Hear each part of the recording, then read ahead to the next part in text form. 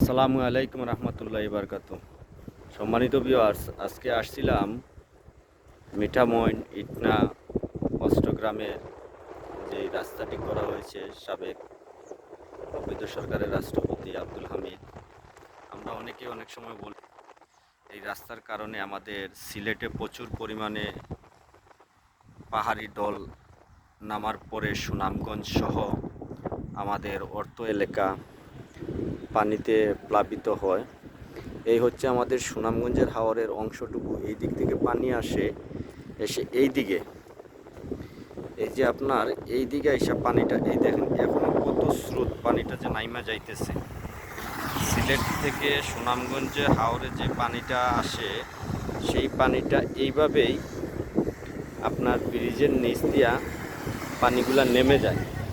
কিন্তু ব্রিজের প্রশস্তটা আপনারা দেখেন, আসলে এই জিনিসগুলো কেউ দেখায় না। একবারে অল্প প্রশস্ত ব্রিজটা, ঠিক আছে। এরকম 1 কিলোমিটার 2 কিলোমিটার 3 কিলোমিটার পর সম্ভবত এইভাবে ছোট ছোট ব্রিজগুলো আছে। কিন্তু যখন বর্ষা হয়, তখন বর্ষার সময় কিন্তু আমাদের সুনামগঞ্জ তলিয়ে যায়, সিলেট তলিয়ে যায়। শুধু এই রাস্তাটার জন্য আমরা কিন্তু অনেকবার শুনি, কিন্তু কেউ বিশ্বাস করি না।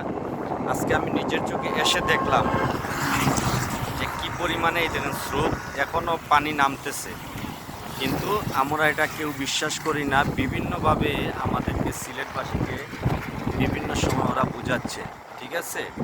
এই দেখেন আপনাদের এই হইল অষ্টগ্রামে যাওয়ার রাস্তা, আর এই হচ্ছে আপনার মিঠামইনে যাওয়ার রাস্তা, ঠিক আছে।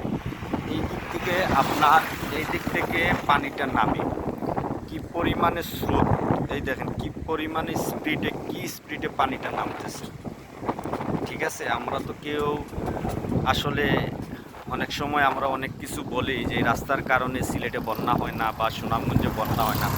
আসলেই কিন্তু এই রাস্তার কারণেই সিলেট, সুনামগঞ্জ, হবিগঞ্জ, মৌলভীবাজার আমরা প্রতি বৎসর বন্যায় কবলিত হই। তাই আমি যথাযথ কর্তৃপক্ষের দৃষ্টি আকর্ষণ করছি, আমাদের এই সিলেট বিভাগকে বাঁচানোর জন্য, বন্যার হাত থেকে বাঁচানোর জন্য ঊর্ধ্বতন কর্তৃপক্ষের দৃষ্টি আকর্ষণ করছি। ধন্যবাদ সবাইকে। আসসালামু আলাইকুম।